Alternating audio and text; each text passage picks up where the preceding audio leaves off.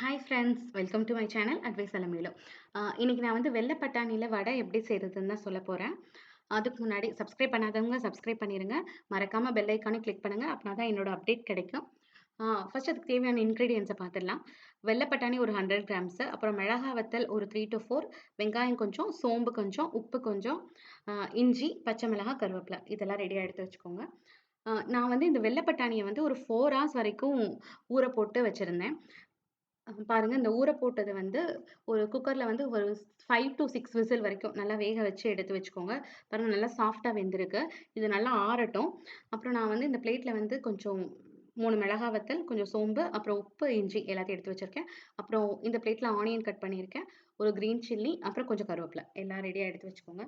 இப்ப வந்து மிக்ஸி ஜார்ல வந்து வேக வச்ச பட்டாணியும், அப்புறம் மிளகா வத்தல், உப்பு, இஞ்சி, சோம்பு எல்லாத்தையும் சேர்த்து நல்லா ஒரு மாரி பிறுபிறுன்னு அரைச்சுருங்க. இந்த மாரி இருக்கணும். அ வடைக்கு அரைக்கிற மாரி அரைச்சுருங்க.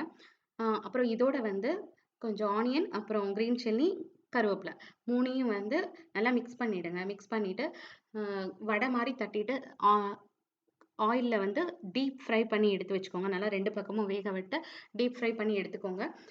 இந்த மாதிரி இருக்கும் வடை பார்க்குறதுக்கு. ரொம்ப கிரிஸ்பியா இருக்கும். ரொம்ப டேஸ்டியா இருக்கும். குழந்தைங்களுக்கும் ரொம்ப ரொம்ப பிடிக்கும். ஓகே. டயபிட்டிஸ் பேஷண்ட்டு, டயட்ல இருக்கிறவங்க இத எப்படி சாப்பிட முடியும்? அதுக்கும் ஒரு ஐடியா இருக்கு. நான் சொல்றேன்.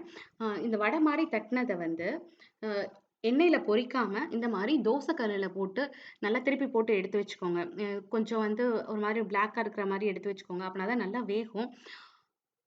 இது வந்து வேக வச்சது தான். நல்லா வேக வச்சது தான். ஸோ நீங்க திருப்பி திருப்பி போட்டாலே ஓரளவுக்கு நல்லா வெந்துடும்.